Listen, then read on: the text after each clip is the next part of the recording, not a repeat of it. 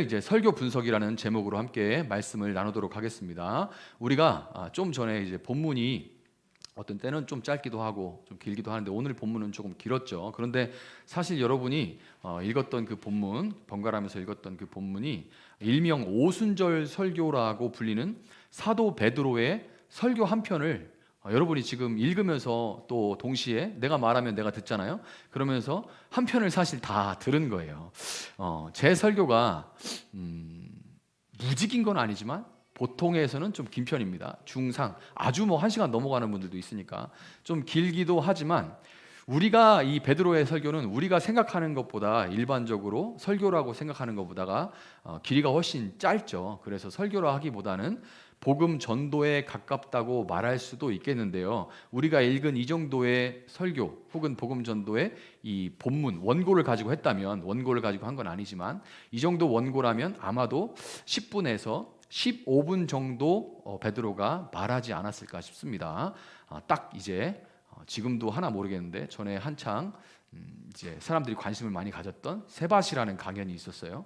그 세바시 강연 정도 될 것 같아요. 지금 시대에 만약에 베드로가 얘기를 한다면 15분 정도 세바시에서 이제 예수 그리스도에 대해서 얘기를 했는데 3,000명이 뒤집어진 거죠. 이런 일이 벌어진 거예요.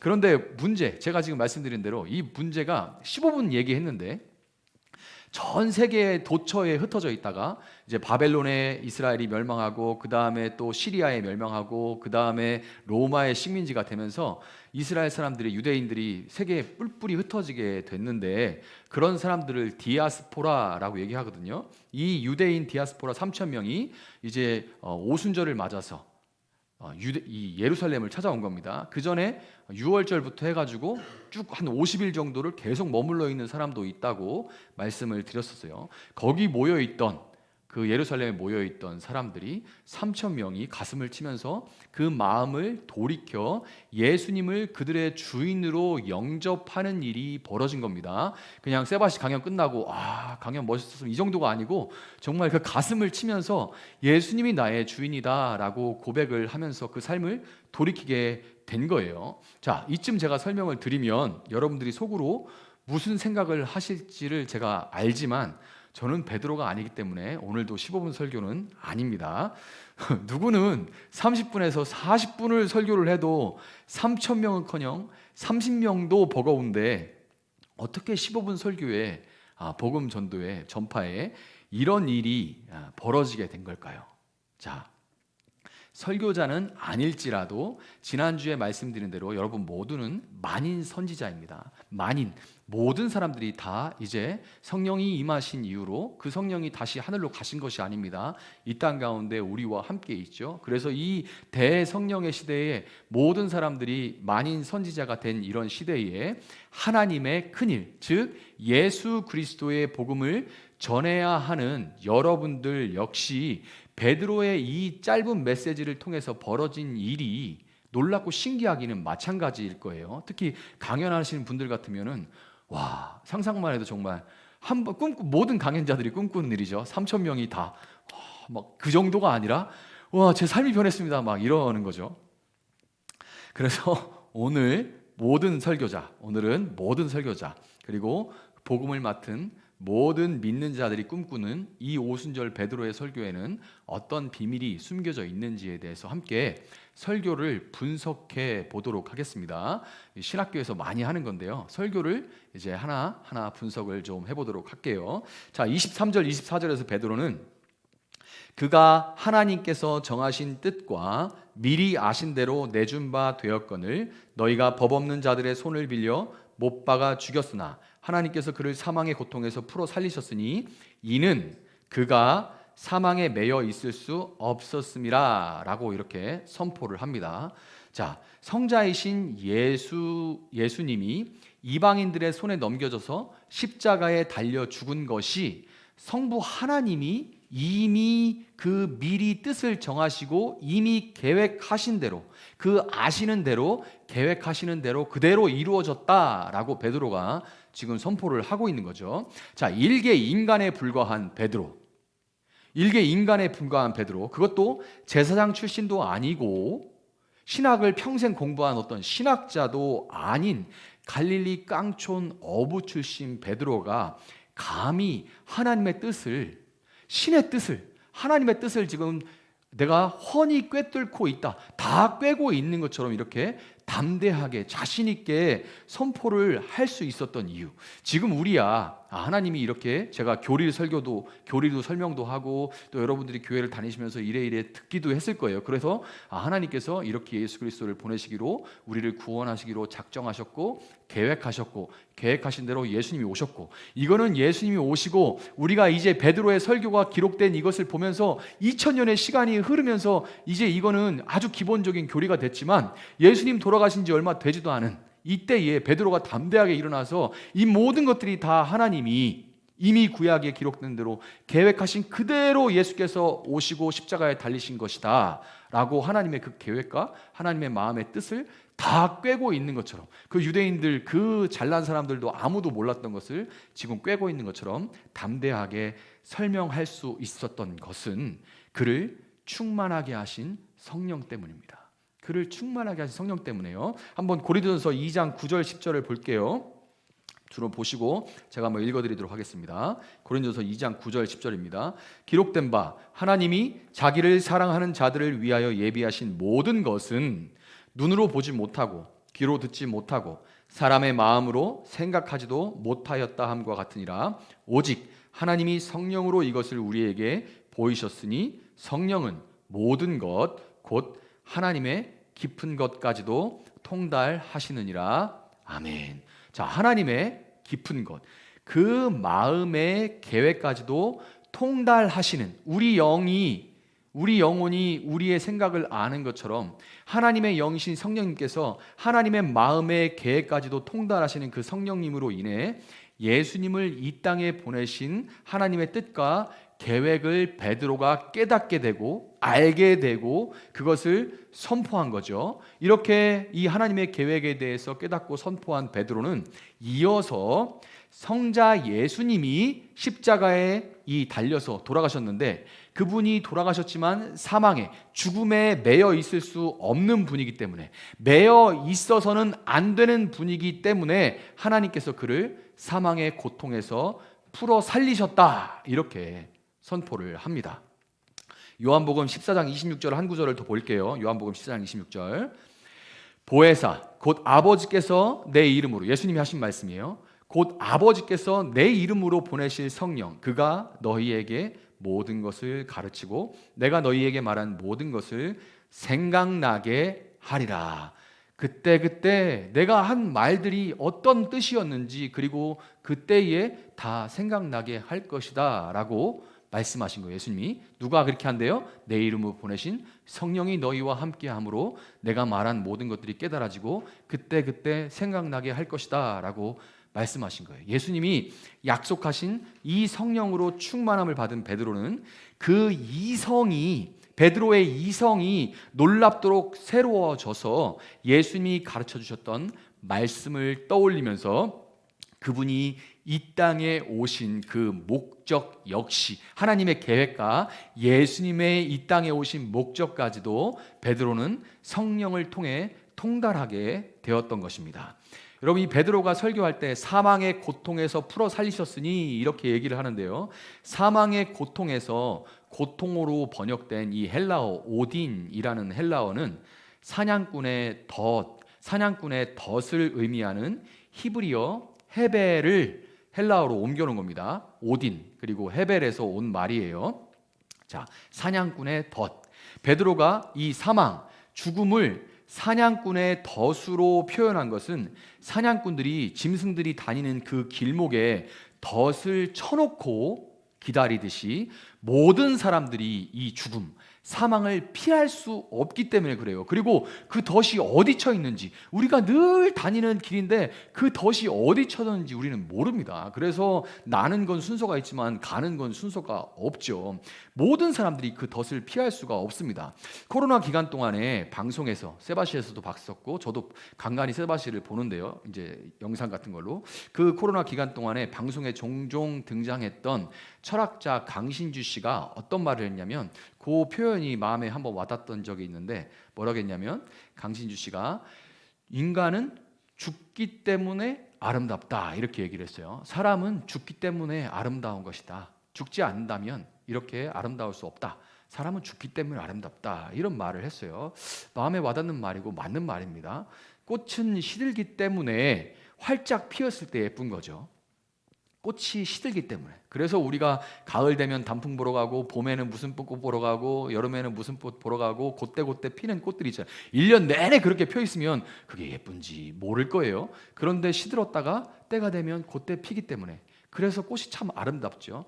그리고 늙음이 찾아오기 때문에 젊음이 눈부시도록 아름다운 겁니다. 제가 젊을 때 어른들이 그렇게 얘기를 했어요. 지금도 젊지만 더 젊을 때 그런 말들 했었는데 몰랐습니다. 저는 그게 아름다운지 몰랐어요. 그때도 뭐 외모에 대한 불평도 많았고 뭐 어쩌고저쩌고 이런저런 불평 불만들이 많았습니다.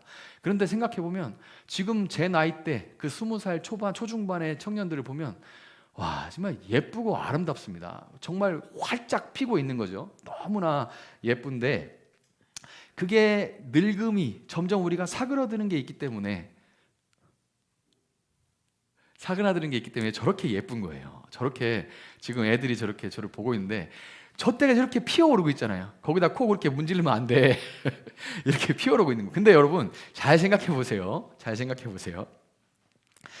반대로 이 죽음이 있기 때문에 피어나는 것이 너무나 아름답습니다. 그런데 반대로 죽음 때문에 그 아름다움마저 허무해지기도 합니다. 죽음 때문에 그 아름다움마저 허무해지기도 해요. 얼마 전에도 너무나 안타까운 사건 사고가 있었죠.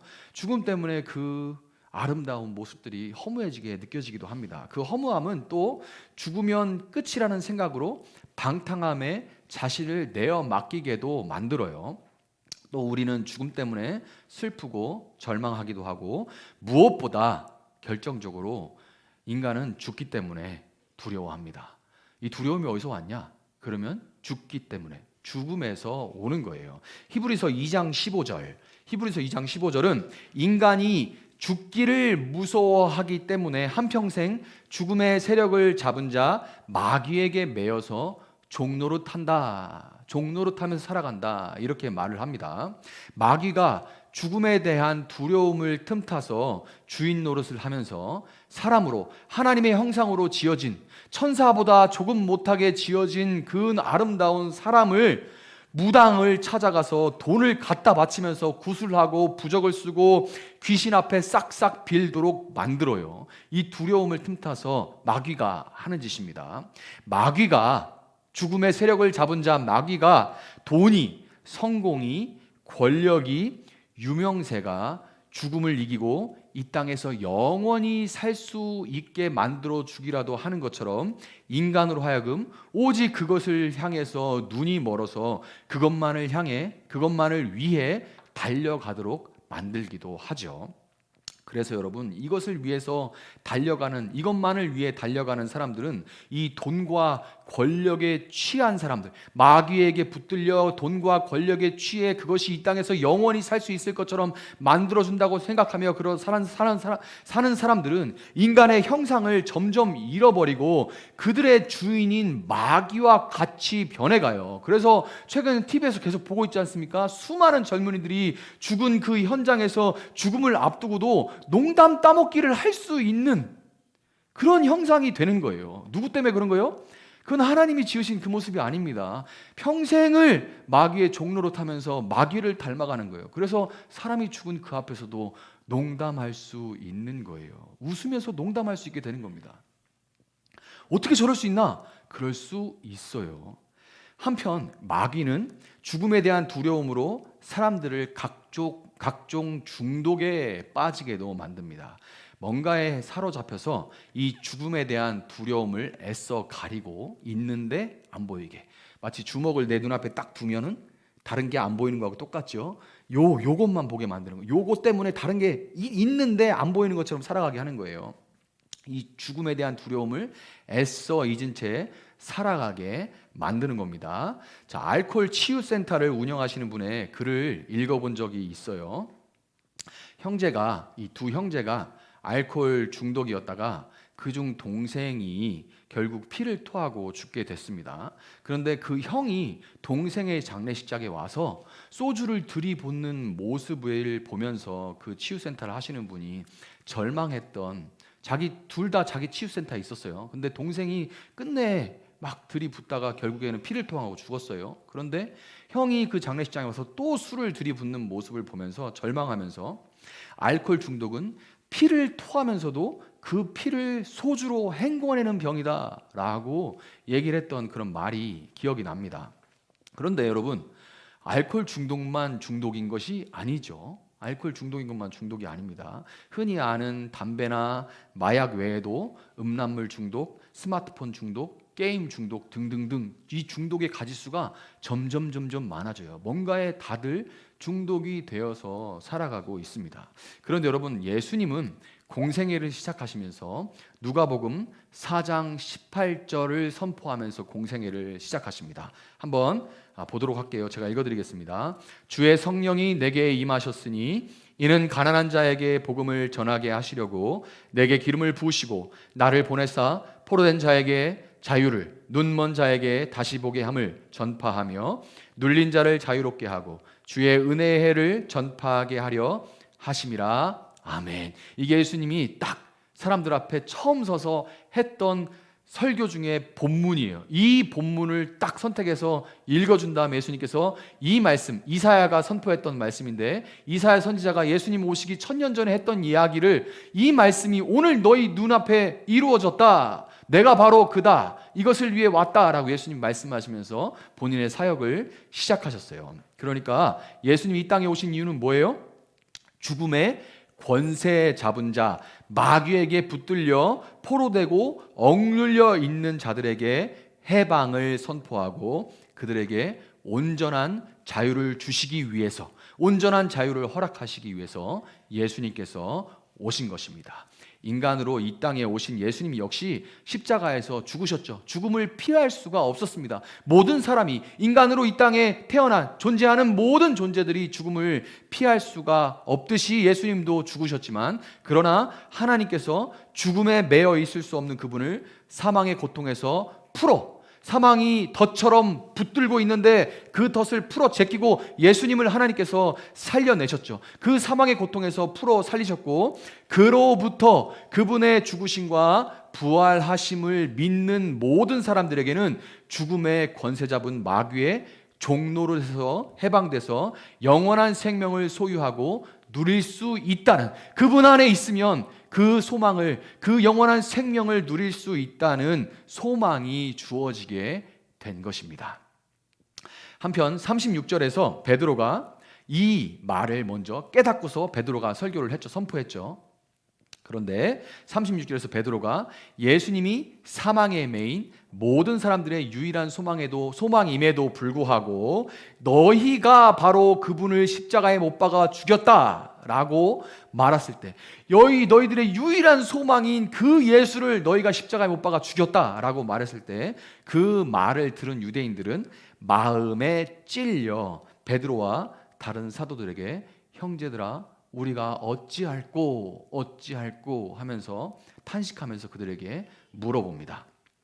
마음에 찔려에서 찔리다로 번역된 이 헬라어 카타니소라는 말은 그 단어를 일부러 갖다 쓴 거예요. 그 카타니소라는 말은 본래 이 말발굽에 말이 다그닥 뛰잖아요. 근데 쾅 찍어가지고 이 마른 땅이 움푹 파인 상태를 카타니소라고 합니다. 그렇게 그 말 뜻을 가지고 있는 거예요. 그러니까 마른 땅이 말발굽에 파일 정도면 땅을 밟는 이 말의 힘이 대단한 거죠. 그만큼 충격적으로 그들의 마음을 쾅 하고 두드렸다는 거예요. 자, 그런데 생각해 보세요. 지금 베드로가 일어나서 오순절날 설교하기 바로 전에 그들은, 베드로와 다른 사도들이 어떻다고 했습니까? 그 중에 많은 사람들은 저들 저거 술 됐네 이렇게 놀렸던 사람, 조롱했던 사람들이에요. 그리고 그 중에서 많은 사람들은 직간접적으로 예수님을 십자가에 못 박는데 동참했던 사람들입니다. 직접 십자가에 못 박으라고 막 십자가에 못 박아라 했던 사람도 있을 것이고, 그냥 말은 안 했지만 그냥 침묵으로 동조했던 사람들도 거기 많이 있었을 거예요. 그런데 어떻게 조롱했던 베드로의 말에, 내가 우습게 여기고 조롱했던 그 베드로의 말에, 그리고 자신들이 바로 십자가에 못 박으라고 소리쳤던 예수님에 대한 그 소식에 그토록 충격을 받을 수가 있었을까요? 그토록 충격을 받을 수가 있었을까? 어떻게? 어찌할꼬 이 탄식은 나로서는 도무지 방법을 모르겠다라는 절규죠. 나는 진짜 어떻게 될지 모르겠다, 이런 절규죠. 유일한 소망을 못 박아 버렸으니 이제 나는 정말 망했구나, 이제 길이 없구나, 도대체 내가 무슨 짓을 한 거냐, 이런 뜻이에요. 어찌할꼬, 가슴을 막 치면서 어찌할꼬 하는 거죠. 정말 이 궁지에 몰린 사람들이 토해내는 그런 절규입니다. 베드로의 이성을 깨우쳤던 그 성령이, 베드로의 이성, 우리 중에 어떤 사람보다도 더 배웠다고 말할 수 없어요. 그런 사람이었지만, 그러나 그 이성을 깨우치신 성령이 이제 성령으로 충만한 베드로를 통해 전해진 그 말씀으로 듣는 자들의 마음의 감정을 쾅쾅 하고 흔들고 두드리셨던 겁니다. 여러분, 성령은 보이지 않는 하나님의 영이시기 때문에 역시나 보이지 않는 사람의 영혼을 찾아와 만나주세요. 여러분, 옆에 있는 사람의 영혼이 보이세요? 그러면 병원 가야 돼요. 근데 물론 우리가 얼굴이라 해서 그 영혼이 그 말과 얼굴에 이제 30, 40 넘어가면 얼굴에 드러나죠. 그 영혼의 상태가 드러납니다. 특히 목사들은 보고 몇 마디 나눠보면 대부분 영혼의 그 상태를 짐작은 할 수가 있는데, 그러나 눈에 보이는 것은 아닙니다. 영혼이 눈에 보이지 않죠. 그래서 우리의 보이지 않는 이 영혼에 하나님의 영이신 보이지 않는 성령께서 찾아와 만나 주세요. 그리고 이 영은 시간과 공간에 매이지를 않습니다. 그래서 성령을 만난 영혼은, 시간과 공간에 매이지 않는 하나님의 영이신 성령을 만난 영혼은 시공간을 뛰어넘어서 골고다 언덕 위에 십자가에 달리신 예수님의 발 아래에 서게 됩니다. 그 예수님의 발 아래에 서게 돼요. 제가 섰던 그날을 기억합니다. 그때의 마음이 이 설교를 준비하면서 생각이 났는데요. 그래서 참 이 부분을 준비하면서 가슴이 많이 뛰고 눈물이 참 많이 나는데요. 그 발 아래에 서게 돼요. 그 발이 어디 있습니까? 여기 있어요. 왜? 예수님은 땅에 있는 우리와 하늘에 계신 하나님 사이에 십자가에 달려 계시거든요. 중간에 달려 계시거든요. 그래서 발이 여기 있습니다. 그 발 아래 서서 십자가에 달려 계신 그 예수님의 발, 온몸에 흐른 피가 발로 타고 내려서 땅에 툭툭툭툭 떨어지고 있는 그 발을 끌어안게 되면, 그때 제 앞에 보였던, 제 마음에 와닿던 그 이미지는 청년 때 처음 예수님 만나가지고 회개하고 그럴 때 그 이미지는, 제가 그 발에다가 얼마나 볼을 부볐는지 몰라요. 이 발을 막 붙들고 막 그 피가 나는데 제가 막 거기다가 그 막 볼을 부볐던 기억이 납니다. 그 발을 끌어안게 되면 우리 마음은 애통함과 말로 다할 수 없는 그 안타까움으로 이런 탄식을 내뱉을 수밖에 없는 거예요. 어찌합니까 주님, 어찌합니까? 어찌합니까 주님, 어찌합니까? 제가 저를 지으시고 만드신 하나님을 외면하고 저 잘난 맛에 고아처럼 살면서 내 아버지신 하나님 마음에 대못을 제가 찔렀습니다. 제가 저만을 위해서 움켜쥐려고 살아오면서 예수님의 그 두 손에 제가 바로 못질을 했고, 제가 바쁘게 온갖 세상에 사람들에게 인정받고 그 높임받을 수 있는 성공과 쾌락을 쫓아서 달려가라고 예수님의 발에 제가 못을 박았습니다. 여러분, 하나님 말씀이 선포될 때에 그 말씀이 수천 년 전에, 또 한국도 아니고 저 먼 중동 지역에서, 이 근동 지역에서 일어난 알지도 못하는 어떤 지역에 살던 사람들의 이야기가 아니라 바로 내 이야기요. 탐욕으로 가득했던, 그리고 잔혹했던, 탐욕으로 가득했던 대제사장들과 종교 지도자들과, 그리고 잔혹했던, 아주 잔인했던 그 로마 병사들, 군사들이 아니라 바로 내가 예수님에게 흙을 뿌리고 주먹으로 때리고 침을 뱉고 채찍으로 때리고 그 손과 발에 못을 박은 사람이라는 것을 온 마음으로 인정하고 애통하면서 탄식하게 하는 분은 바로 성령이라는 것을 여러분 믿으시길 바랍니다. 그거는 우리가 하는 일이 아니에요. 내 가슴을 찢고 그리고 내 가슴이 찢겨진 그 심정으로 내가 예수를 이야기할 때 듣는 자의 심령에 그 마음에 그 영혼을 말이 말바굽이 맨 땅을 이렇게 꽉 발자국이 찍히도록 그렇게 두드리는 것처럼 그 마음을 흔드는 것은 성령님이 하시는 거예요. 그 감정을 흔드시는 분은 바로 성령님입니다. 어찌할꼬 탄식하면서 묻는 사람들에게 베드로는 너희가 회개하여 각각 예수 그리스도의 이름으로 세례를 받고 죄 사함을 받으라. 그리하면 성령의 선물 즉 거듭나 다시 태어나고 영원한 생명을 받게 될 것이다 라고 구원의 길을 베드로는 그때 제시했습니다. 회개하라 라고 번역된 이 헬라어 메타노이아는 길을 바꿔라, 가던 길에서 돌아서라 라는 의미입니다. 길을 바꿔라, 가던 길에서 돌아서라. 또한 베드로가 언급한 세례를 받으라, 회개하고 세례를 받으라 할 때 그 세례는 우리가 지금 하듯이, 아직 우리 교회 세례를 못 했는데요, 이렇게 성부와 성자와 성령의 이름으로 세례를 받아라 하고 침례교처럼 물에 3번 잠기거나 아니면 뭐 장로교처럼 이렇게 3번 물을 찌얹거나 이런 형식적인 세례를 말하는 것이 아니라 본질에 대한 요구입니다. 이 세례의 본질적인 의미는 뭐냐면 그리스도와 연합하라는 얘기예요.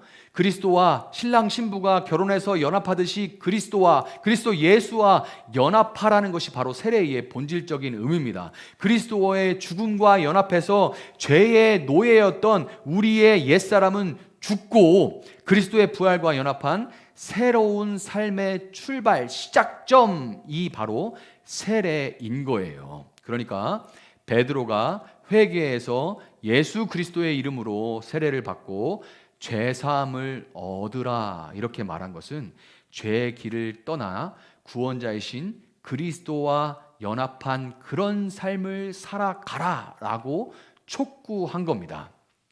죄로 인한 사망의 길, 마귀의 종로로 타는 데서 돌이켜서 생명이신 예수 그리스도와 연합한 삶을 살아가라. 이런 말은 뭐냐면 지금 손으로 움켜쥐려는 것들, 머지않아서 한 줌의 죄로 변해버릴 것에 불과한 것들에 매여서 살지 말고, 여러분이 뭘 갖고 있든, 몇 평짜리 집을 갖고 있든, 얼마의 돈을 계좌에 쌓아놓고 있든, 뭘 하든 그 모든 것들은 다 한 줌의 죄로 변할 뿐이죠. 이런 것들에 불과한 것들을 내려놓고 영원한 생명이신 예수님과 연합하는 삶을 시작하라는 강력한 도전인 거예요. 그러니까 이거는 어떤 추상적인 철학적인 그런 개념이 아니라, 관념이 아니라 구체적으로 삶에 드러나는 행동을 변화시키라, 온전히 변화된 삶을 살아가라는 요청인 겁니다. 여러분, 베드로의 이 도전을 받은 사람들이 모두가 세례를 받았죠. 그리고 다음 주 본문이기도 한 42절부터 47절에 기록된 대로 이전과는 다른 목적과 방향으로 그들은 삶을 살아가기 시작했습니다. 이 도전을 받고 세례를 받은 이후에 그들은 정말 길을 돌이켜서 다른 길로 가기 시작했어요.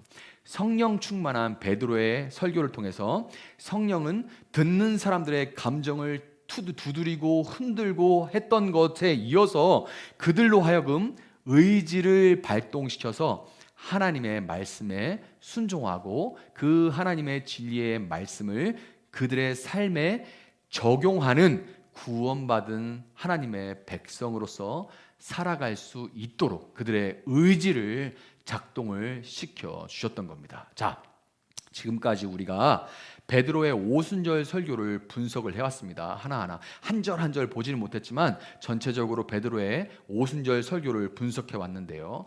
설교의 분석 결과 어때요? 베드로의 설교는 비록 베드로라는 성령의 사람을 통해서 전해졌지만 그럼에도 그 주체가 베드로가 아니었다는 것은 우리는 분석을 통해서 알 수가 있었습니다.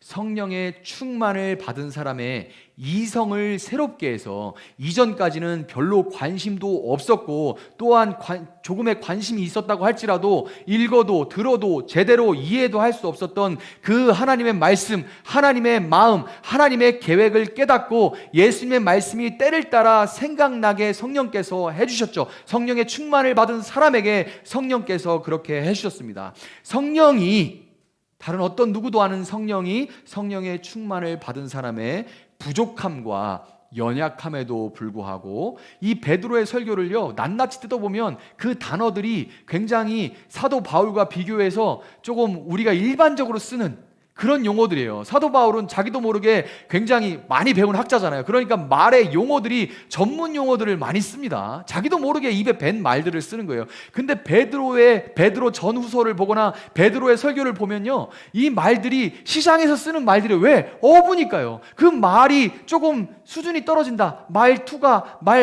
이 단어들이 수준이 좀 떨어진다, 좀 어눌하다, 때로 좀 논리적이지 않을 수도 있지만 성령은 성령 충만한 사람들을 통해서 듣는 사람의 감정을 움직이심으로써 그들로 이제껏 하나님 없이 스스로 주인 되어서 살아온 삶에 슬퍼하게 하시고 그런 삶을 살면서 서로 상처를 주고 받아온 일들에 아파하게 하시는 겁니다. 또한 성령은 성령 충만을 받은 사람과 그 사람을 통해 하나님의 말씀을 전해 받은 사람 모두 그들의 의지를 새롭게 할 수 있도록 하시고 북돋아 주셔서 하나님의 말씀에 순종하고 그들의 삶의 현장에서 이전까지와는 다른 목적과 방향과 태도와 자세로 살아가도록 해주시는 이 성령이 바로 모든 설교자와 모든 복음 전도의 참된 주체시라는 것을 여러분 기억하시기를 바랍니다. 말씀을 정리하도록 하겠습니다. 여러분, 우리는 숫자와 크기에 민감하죠. 숫자와 크기에 민감해요. 그래서 우리 본문에서 이 본문이 왜 이 베드로의 설교가 유명하냐면 제가 지금 말씀드린 대로 주체가 성령이시고 그래서 우리의 이성과 감정과 의지를 성령께서 움직이신다, 이거에 사람이 관심이 있는 것이 아니라 이 사도행전 2장 오늘 본문의 말씀은 무려 3,000명이 한 번에 세례를 받았다라는 것 때문에 유명해진 거예요.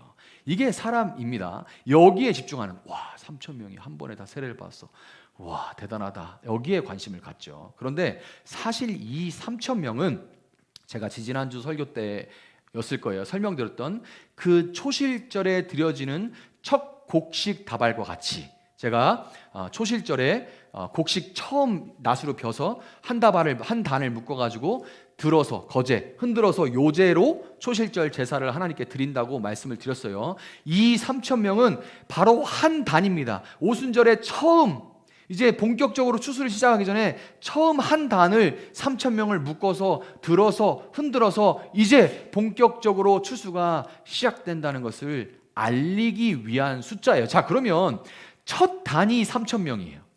그러면 본격적인 추수는 얼마나 풍성하겠습니까? 이게 말하고자 하는 거예요.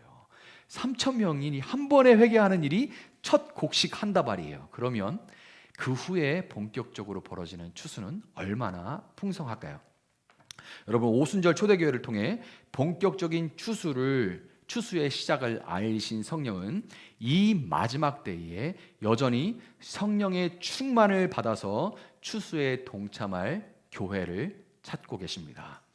여러분, 이 거짓이 넘쳐나는 세대에서 진리의 하나님의 말씀을 붙들고 지켜내면서 살아가기 위해서, 또한 사람의 지혜와 어떤 말재주로는 도무지 움직일 수 없는 사람들의 마음을 움직이기 위해서 성령의 충만을 받기를 소망하시기를 바랍니다. 너무나도 나약한 우리의 의지를 다해서 만인 선지자로 살아가고, 또한 우리를 통해서 예수 그리스도를 소개받는 사람들이 그들이 지금 가고 있는 그 사망의 길에서 돌이켜서 생명의 길로 가게 할 수 있는 유일한 길인 성령의 충만함을 받기를 목말라 하고, 목말라 할 수 있기를 바래요. 그리고 마지막 날에 모든 사람에게, 모든 당신의 백성들에게, 성령을 구하는 자에게 성령을 부어 주실 것을 약속하신 그 하나님 앞에 기도하며 나아갈 수 있는 여러분과 또 우리 세종나비교회가 될 수 있기를 예수님의 이름으로 축복합니다.